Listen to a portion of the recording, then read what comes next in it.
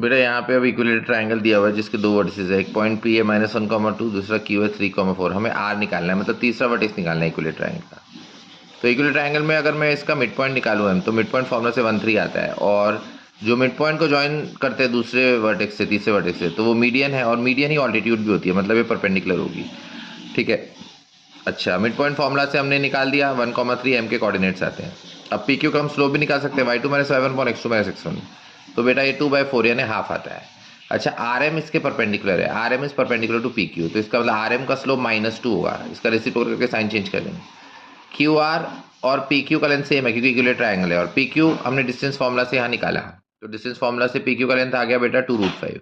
तो इसका मतलब क्यू आर का लेंथ भी 2√5 है। अभी हम ट्रिग्नोमेट्री लगाते हैं इस ट्रायंगल में, तो sine 60 degree perpendicular upon hypotenuse, यानी R M upon Q R. Sine 60 degree √3/2 है, R M upon Q R. Q R का वैल्यू 2√5 है, 2 कैंसिल हुआ, क्रॉस मल्टीप्लाई किया तो आर एम का वैल्यू √15 आ गया।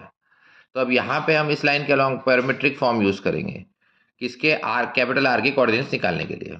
तो parametric form x-1 upon cos theta, y-3 upon sine theta equal to ये वाला डिस्टेंस क्या, आर एम। तो आर एम का डिस्टेंस क्या है, √15, तो प्लस माइनस √15 करोगे, प्लस माइनस आर।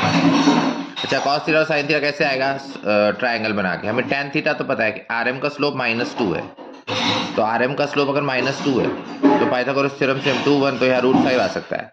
अब स्लोप नेगेटिव है, इसका मतलब बेटा थीटा जो है वो ऑब्ट्यूज एंगल होगा 90 से 180 के बीच में। तो थीटा ऑब्ट्यूज एंगल होगा तो कॉस थीटा नेगेटिव होगा, साइन थीटा पॉजिटिव होगा। तो कॉस थीटा की वैल्यू -1/√5 हुई, साइन थीटा की वैल्यू 2/√5, और यहाँ प्लस माइनस √15 आएगा। तो दो केस बनाएंगे। केस 1 में यहाँ पॉजिटिव लिया, x-1 -1/√5 इंटू √15 मतलब -√3, और y-3 इक्वल 2/√5 इंटू √15 मतलब 2√3 से। तो यहाँ से x कोऑर्डिनेट 1 -√3 और y 3 + 2√3, ये पॉइंट आ गया। और केस 2 में हम नेगेटिव लेते हैं, तो x-1 क्या होगा, -1/√5 इंटू -√15 मतलब +√3। तो x1 + √3 आ गया, और y-3 2/√5 इंटू -√15 मतलब -√3, तो 3 इधर आ गया। तो उससे हमें दूसरा पॉइंट मिला 1 + √3, 3 - √3। तो बेटा इसमें दो आंसर्स आ सकते हैं, ओके, केस 1 और केस 2।